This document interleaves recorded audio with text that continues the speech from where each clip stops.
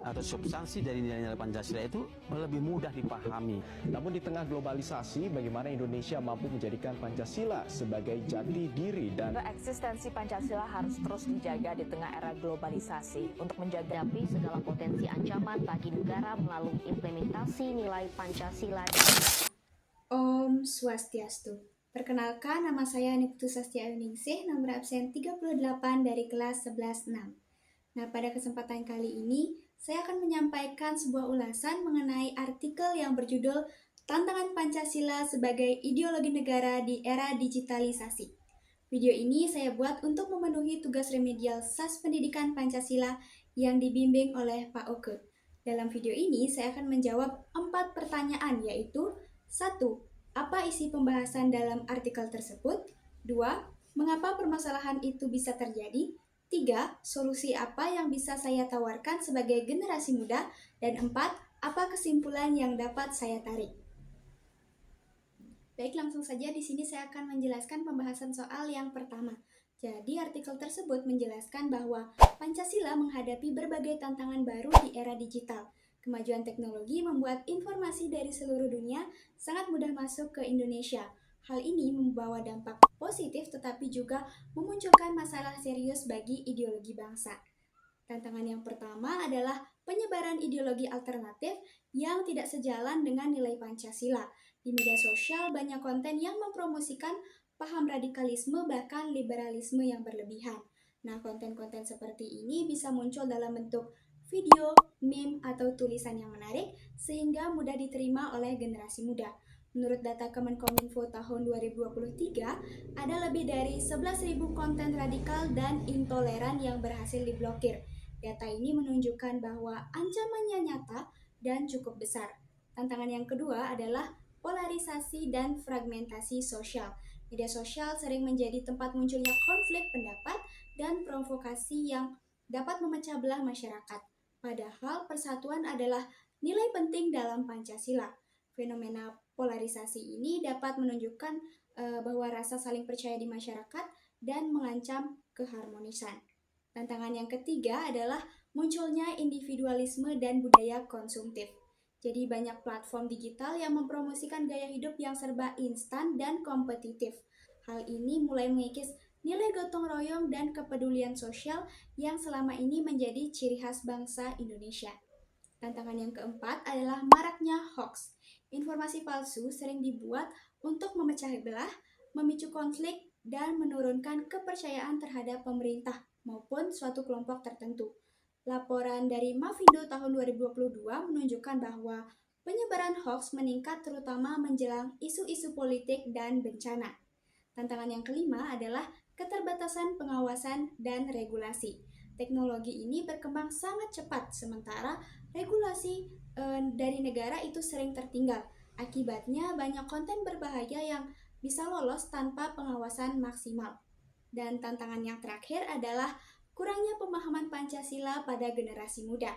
Pendidikan Pancasila ini dianggap kurang menarik sehingga nilai-nilainya tidak benar-benar dipahami. Baik, setelah mengetahui apa saja tantangannya, sekarang saya akan lanjut ke pembahasan berikutnya, yaitu alasan mengapa tantangan tersebut bisa terjadi. Nah, jadi yang pertama, yaitu karena akses informasi di era digital ini sangat cepat dan tidak terbatas. Menurut laporan World Social tahun 2024, masyarakat Indonesia rata-rata menghabiskan lebih dari 3 jam per hari hanya untuk bermain di media sosial. Dengan waktu yang sebanyak itu, peluang terpapar konten negatif juga semakin besar. Yang kedua, banyak konten di media sosial dirancang untuk memunculkan emosi seperti marah atau takut agar cepat viral. Inilah yang membuat polarisasi mudah terbentuk. Yang ketiga, perkembangan teknologi yang cepat membuat regulasi dan pengawasan tidak dapat mengikuti ritmenya. Jadi pemerintah sudah berusaha membuat aturan, tetapi tetap sulit memantau jutaan konten yang baru setiap harinya. Yang keempat, pemahaman Pancasila di kalangan generasi muda belum optimal. Salah satu alasan utamanya adalah karena penyampaian materi Pancasila kadang kurang dikaitkan dengan kehidupan digital masa kini. Akibatnya nilai-nilai kebangsaan terasa jauh dari realitas sehari-hari. Yang kelima, masyarakat belum sepenuhnya memiliki literasi digital yang baik. Banyak orang langsung percaya pada informasi yang terlihat meyakinkan tanpa memeriksa sumbernya terlebih dahulu. Semua faktor ini saling berkaitan dan membuat tantangan terhadap Pancasila semakin kompleks. Nah, setelah memahami penyebabnya, saya akan membahas apa yang bisa kita lakukan sebagai generasi muda, yaitu bagiannya yang ketiga. Nah, sebagai generasi muda, kita sebenarnya memiliki peran yang besar untuk mempertahankan nilai-nilai Pancasila di era digital ini. Beberapa langkah sederhana namun efektif yang bisa kita lakukan adalah: pertama, meningkatkan literasi digital. Sebelum membagikan informasi, kita perlu mengecek kebenarannya. Dengan cara ini, kita ikut mencegah penyebaran hoax. Yang kedua, bersikap bijak di media sosial. Kita bisa mulai dengan menghargai perbedaan pendapat, tidak memprovokasi, dan berhati-hati dalam menulis komentar. Sikap ini mencerminkan nilai persatuan dan saling menghormati.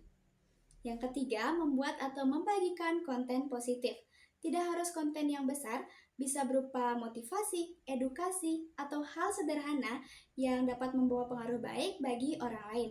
Dan yang keempat, berani melaporkan konten negatif. Semua platform besar seperti TikTok, Instagram, dan YouTube sudah punya fitur pelaporan, dan laporan pengguna sangat membantu menurunkan konten berbahaya. Yang kelima, memahami Pancasila lebih dari sekedar teori. Nilai-nilai seperti gotong royong, toleransi, dan keadilan harus diterapkan dalam keseharian, baik dunia nyata maupun di dunia digital. Jika generasi muda melakukan hal-hal sederhana ini, Pancasila akan tetap kuat dan relevan meskipun teknologi terus berkembang. Dan sebagai penutup, yaitu kesimpulan. Jadi, artikel ini menunjukkan bahwa Pancasila memang menghadapi tantangan besar di era digitalisasi, mulai dari penyebaran ideologi alternatif, polarisasi, individualisme, hoax, hingga lemahnya pengawasan dan kurangnya pemahaman generasi muda. Namun, semua tantangan ini bukan berarti Pancasila menjadi lemah. Justru ini menjadi kesempatan bagi kita semua untuk membuktikan bahwa Pancasila tetap relevan sebagai panduan kehidupan berbangsa dan bernegara. Dengan literasi digital yang baik, sikap bijak dalam menggunakan media sosial, serta pemahaman Pancasila yang kuat, kita sebagai generasi muda dapat menjaga agar nilai-nilai Pancasila tetap hidup di tengah perkembangan teknologi. Baik, sekian yang dapat saya sampaikan. Terima kasih kepada Pak Oke dan semua yang sudah menonton video ini. Maaf apabila ada salah kata atau hal yang kurang berkenan, dan saya harap penjelasan ini bermanfaat. Saya tutup dengan Parama Santi. Om Santi Santi Santi Om.